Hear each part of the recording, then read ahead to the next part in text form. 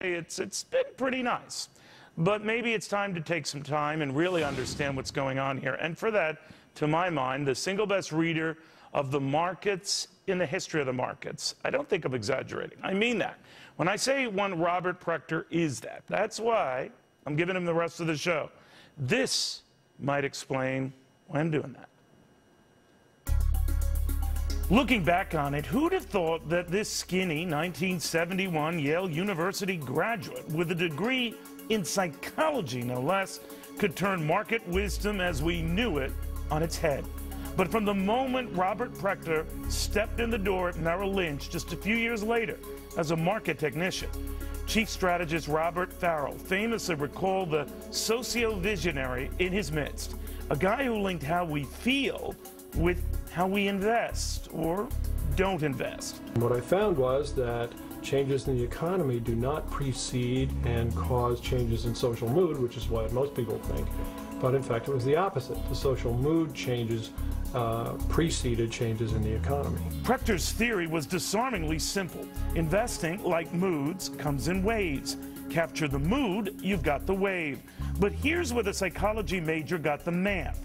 By peeking into the long-forgotten studies of legendary accountant Ralph Nelson Elliott, who noted decades earlier that markets follow certain patterns or waves. Most found Prechter's research silly, certifiably so, when this obscure technician predicted, in the midst of the 1981 recession, that a huge, historic bull market was on the way. The gold was done, stocks were it, and a new era was on.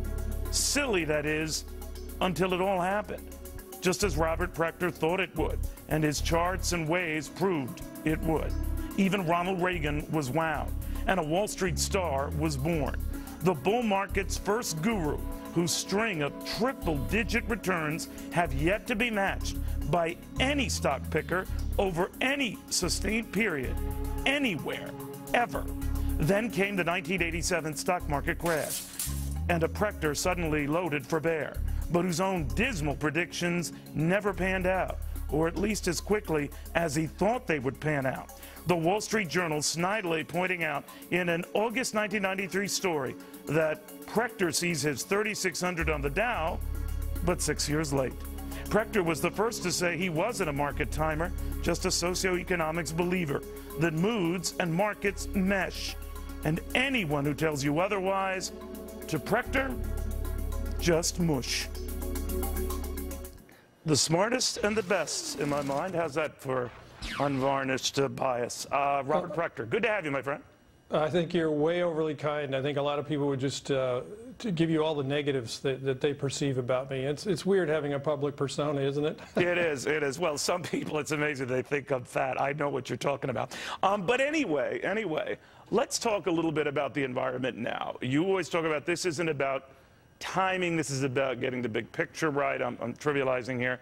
The big picture, to hear a lot of folks tell it now, is that the market's back because the economy's back and because companies have cleaned their balance sheets to the point that they're ready and revving. Do you agree with that? No, well, sure, all of these economic statements are more or less correct in their own context. But when you're trying to use them to forecast what stock prices are going to do, you're going to get yourself in trouble. As you said, everybody recently has pointed out how rosy things are starting to look. We've been in a recovery for 3 years. I just heard a major bank suggest that the market was about to launch or begin a new bull market. That always worries me. When I hear that, that worries me. I know. And so you know what people felt like back in the first quarter of 2009. They were scared to death. The S&P was down at 667. It was a completely different environment. The market was slowing on the downside. Now it's slowing on the upside, and everybody is really, really optimistic. In fact, one indicator, just to cite one, Market Vein has been around for decades, keeping daily tabs on what the investment advisors are saying.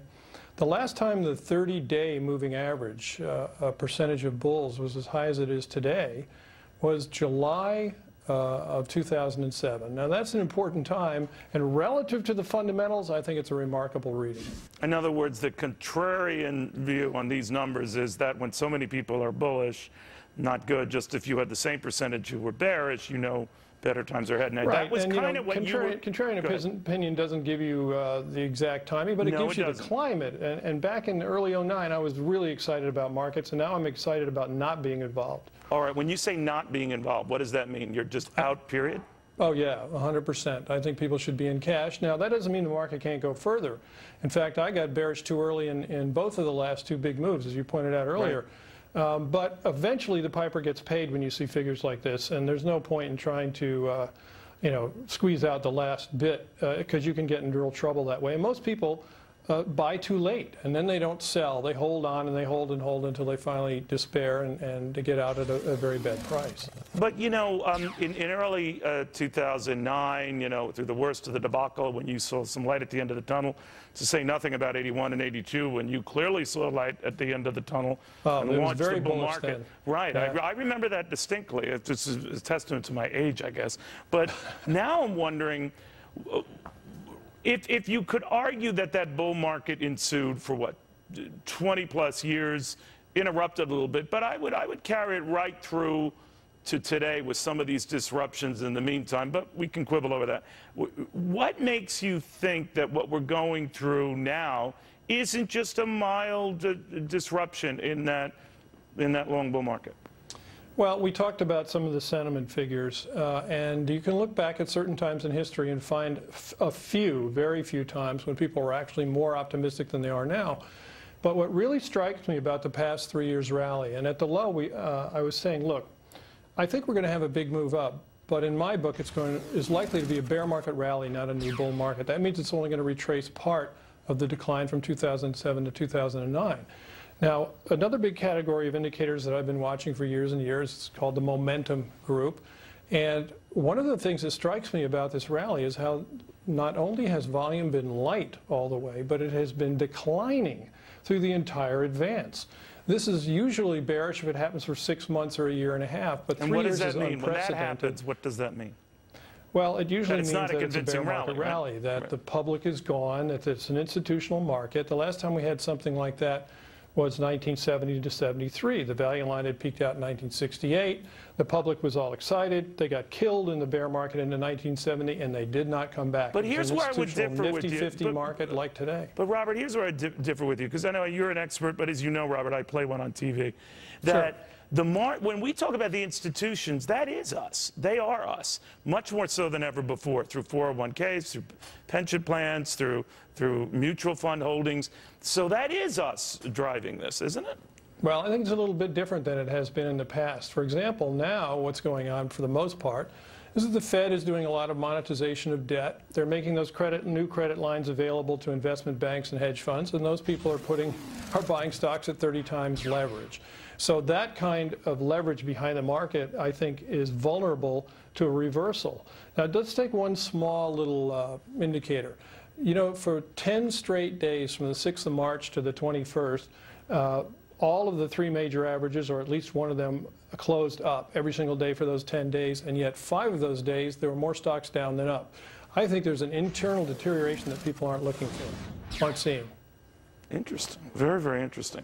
Stick around. I told you guys, he looks at stuff that no one else looks at. Now, you can accept or reject what you're hearing, but I'm telling you, he's not tied to things like price earnings multiples and dividend. He looks at, but it's a much wider field. We're going to get into... Let's talk about PE when we come back. I do. By the way, I'm doing this show, just so you know, Robert. I'm kidding you. But when we come back, we are going to talk about the standard measurements we use that has everyone so bullish, why he isn't necessarily sharing that glee. Then we're going to talk a little bit about new bubbles, and could one be building right beneath our noses in bonds after this.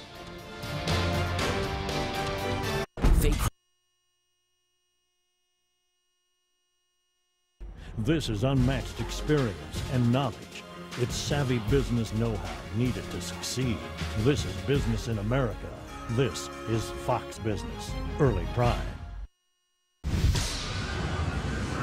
Uh-oh, we might have the Cartiers back. 30-year fixed-rate mortgages for the first time cracking the 4% mark. Not under it, over it, 4%. Robert Prechter back with me. Bob, I can remember when my wife and I got our first house. That was what the interest rate was per day. But nevertheless, Yeah. people are shocked and you know, wake up when they hear that. I'm beginning to wonder, though, whether we've been blithely taking these low interest rates for granted, whether a bubble is building right in front of us on these interest rates, and whether the Fed and the Treasury, and they're all complicit in this facade. Well, definitely bonds have been going up for so many years. They bottomed in 1981, so we're talking about 30 years plus. So it's an extremely extended market. I think we're in a deflation.